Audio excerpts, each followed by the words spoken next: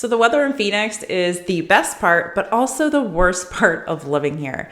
Let's talk about it. Let's talk about the heat. Yeah, it's a dry heat, but I'm telling you, when it gets 105, 110 degrees, it is hot outside. You cannot get comfortable. The first day I moved to Arizona, it was 117 degrees, and I was convinced I had made a terrible mistake by moving down here. But I promise you, okay, the first summer is gonna be the worst, but if you get through that summer, each summer afterwards gets easier and easier.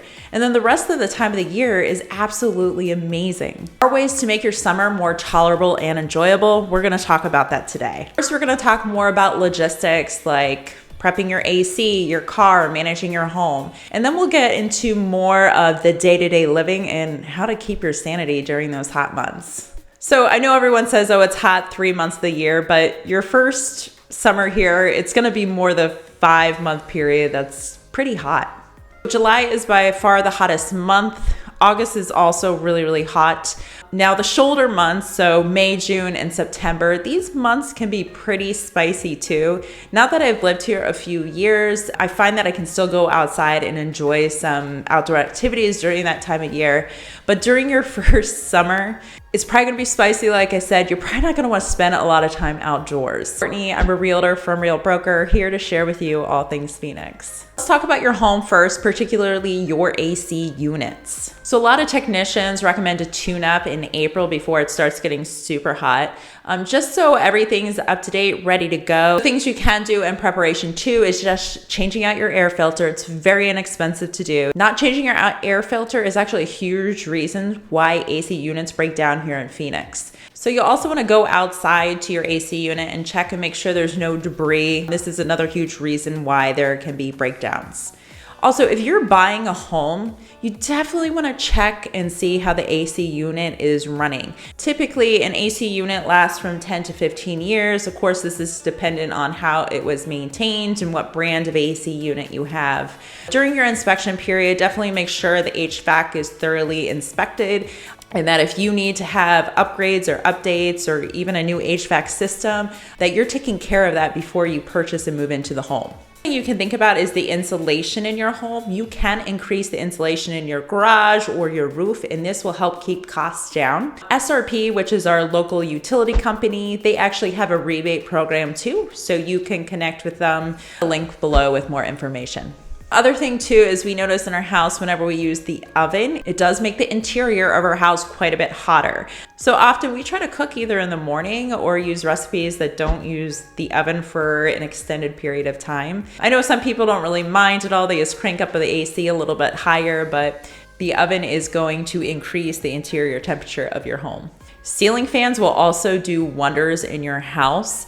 Also, depending on where most of your windows are facing, it might not be a bad idea to get some screen shades. That will help quite a bit, particularly if you have a lot of windows facing west, as this can make your house pretty hot inside. So let's talk about cars. So you're gonna need a car if you're living here in Phoenix. There's really not that many options for public transportation. So when you're actually out driving on the highway, it is hot. That pavement's usually about 40, 50 degrees hotter, and you're kind of just baking out on that asphalt.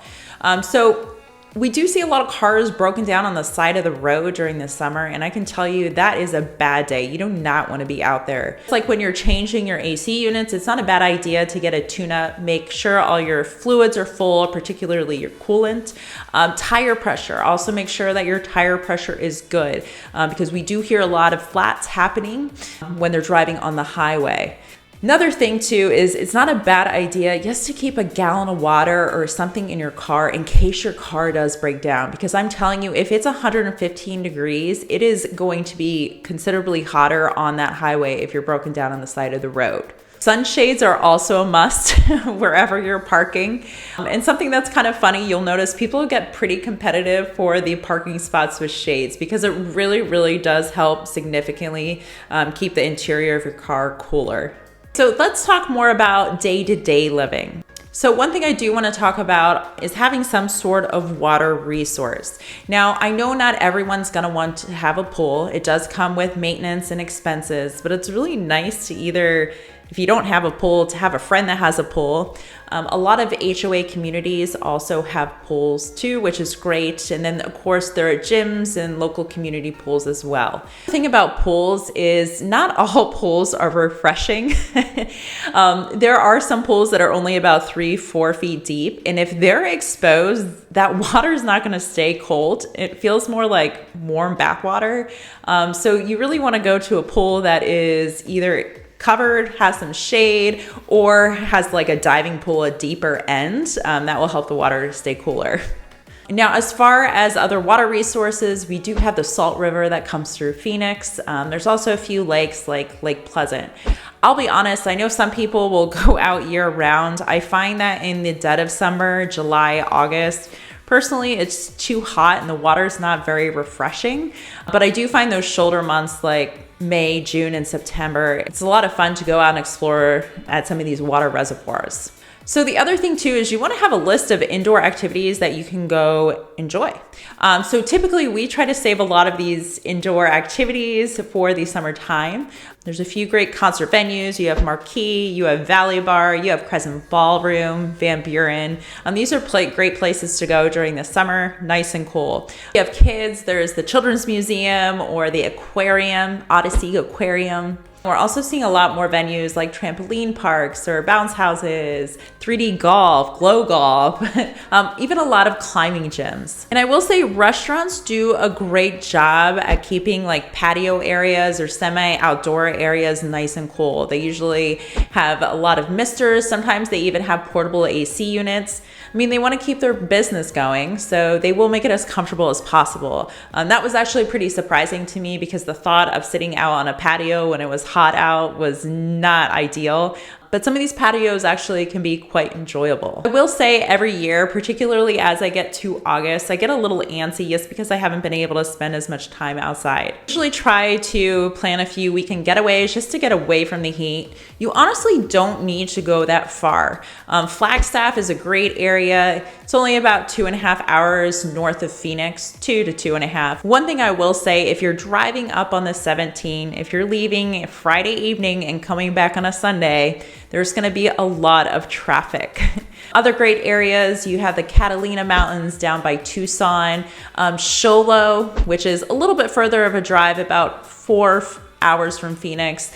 It's higher elevation, beautiful areas where you can hike, mountain bike, run. San Diego's only about 5 hours away from Phoenix, depending on what part of Phoenix you live in. And then you can have 75 degrees in a beach. Now, if you're like me and you need to get outside, you just need some fresh air daily, make sure you go out in the morning. Even the evening when the sun has gone down, it could still be like 105, 110 degrees at 9 p.m. So I frequently wake up pretty early, like sometimes even as early as 4:30, just to go out and run while it's still somewhat cool. Now, make sure you drink water. There's something about just it being so dry. Sometimes you don't realize how dehydrated you are. We hear regularly people having heat stroke. Heat is no joke. Make sure you're bringing tons of water if you are going outside. If you're going on a hike, let someone know where you're going. Go early in the morning. Make sure you're wearing a hat, wear sunscreen, and be smart about it. If your body's not used to the heat, don't underestimate how hot it can get.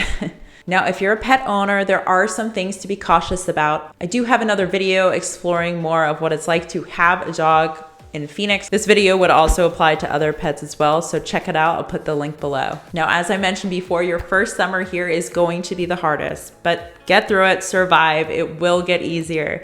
Now, if you have any other comments or questions about the heat, please comment below. I would love to hear from you. And if you found any of this helpful, please subscribe. It helps me substantially. I hope to continue to be your resource for all things Phoenix.